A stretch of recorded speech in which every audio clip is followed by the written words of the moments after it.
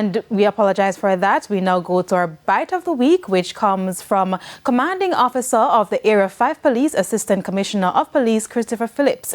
He was condemning the brutal slaying of 5 people, including a 4-year-old in Commodore Linstead. Here's our bite of the week.